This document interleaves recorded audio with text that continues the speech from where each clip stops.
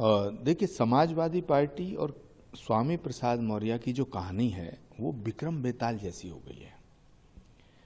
अखिलेश यादव जी के सिर पर स्वामी प्रसाद मौर्य जी का भूत सवार हो गया है और ये भूत अब उतरने वाला नहीं है।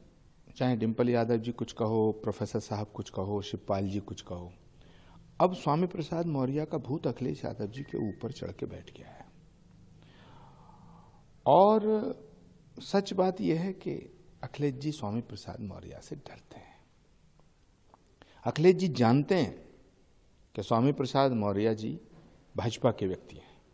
अखिलेश जी जानते हैं कि स्वामी प्रसाद मौर्य के बयानों से उनकी पार्टी का बेड़ा गर्क हो रहा है, उनकी पार्टी रोज खत्म हो रही है। अखिलेश जी जानते हैं कि स्वामी प्रसाद मौर्य अगर ऐसे ही बोलते रहे तो उत्तर प्रदेश में भाजपा को आने से कोई रोक नहीं सकता, लेकिन फिर भी पता नहीं क्या मजबूरी है। मुझे लगता है कि अखिलेश यादव जी स्वामी प्रसाद मौर्य से इतने डरते हैं जैसे बच्चा डरता है ना भूत से, इस तरह डरते हैं। और ये समाजवादी पार्टी के लिए बहुत घातक सिद्ध होगा। आने वाले चुनाव में इसको कुछ दिखाई देगा जिस तरह की बयानबाजी लोग कर रहे हैं? बिल्कुल, उत्तर प्रदेश में डे बाई डे बीजेपी का ग्राफ बढ़ रहा है। गठबंधन के नाम पे हम एक दूसरे को गाली दे रहे हैं, गठबंधन के नाम पे हम एक दूसरे को बर्बाद करना चाहते हैं। गठबंधन के नाम पे समाजवादी चाहती है कि कांग्रेस की आंखों में धूल झोंक दें, और कहीं आम आदमी पार्टी से झगड़ा, कहीं टीएमसी से झगड़ा। तो मुझे लगता है कि गठबंधन जो हो रहा है उसके पीछे जो एक पवित्र भाव होना चाहिए उसका मुझे अभाव नजर आ रहा है। यदि भाजपा को वाकई टक्कर देनी है, यदि इस देश में 2024 का जो चुनाव हो रहा है नरेंद्र मोदी जी को वाकई में टक्कर देना चाहता है कोई, तो फिर तो राहुल गांधी के नेतृत्व में आना पड़ेगा।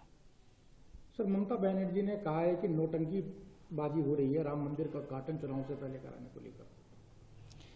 लेकिन मुझे लगता है कि सबसे बड़ी नौटंकी तो टीएमसी है।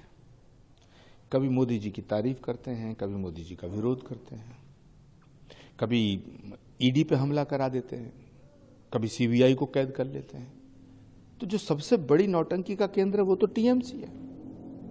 हमारे लोकसभा में नेता हैं अधीर रंजन चौधरी, वो तो कहते हैं ममता दीदी और बीजेपी मिली हुई है। तो मुझे लगता है कि सब राजनीतिक दल एक नौटंकियों का एक बहुत बड़ा थिएटर बन गया है। भारत के लोकतंत्र में सारी ये देश की जो जनता है ये बहुत दुखी है, ये समझ नहीं पा रही है कौन असली नौटंकी कर रहा है, कौन नकली नौटंकी कर रहा है। मैं कहना चाहता हूँ नौटंकी भी करो तो असली तो करो। सर, अखिलेश यादव ने अपना निमंत्रण जो है वो वापस कर दिया, एक मौका था वो भी गवा दिया, क्या कहेंगे इसको लेकर? देखिए, अखिलेश यादव जी को भगवान के मंदिर के प्राण प्रतिष्ठा का जो निमंत्रण मिला ये उनका परम सौभाग्य का विषय है, लेकिन निमंत्रण को ठुकराना परम दुर्भाग्य का विषय है।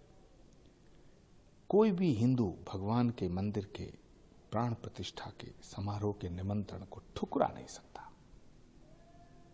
ये बड़ा विषय है। मैं बहुत पीड़ा में हूं, मुझे बहुत कष्ट है।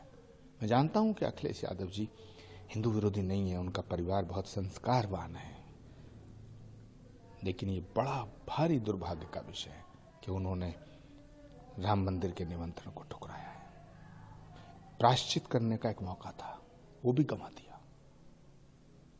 मणिपुर के मुख्यमंत्री ने कहा है कि राहुल गांधी की यात्रा को लेकर अभी सिक्योरिटी अलर्ट्स आने के बाद भी उनको यात्रा की परमिशन दी जाएगी, और दूसरी तरफ पूरी तैयारियां हो चुकी हैं, क्या कहेंगे इसको?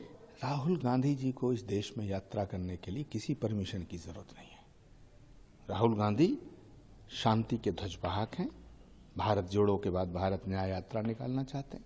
राहुल गांधी एक महान तपस्वी हैं, और तपस्वियों की यात्रा की परमिशन मणिपुर सरकार नहीं देगी। ये तो घोर अनर्थ हो जाएगा, ये तो अन्याय है, ये तो अधर्म है। हम इसके खिलाफ आवाज उठाएंगे। भाजपा के मुख्यमंत्री उसके बावजूद भी इस तरह के उन्होंने कहा है security point. Bharatiya Janata party तो चाहती है राहुल गांधी कहीं ना जाए। भारतीय जनता पार्टी अगर किसी एक नेता से डरती है, खौफ है, तो उसका नाम राहुल गांधी है।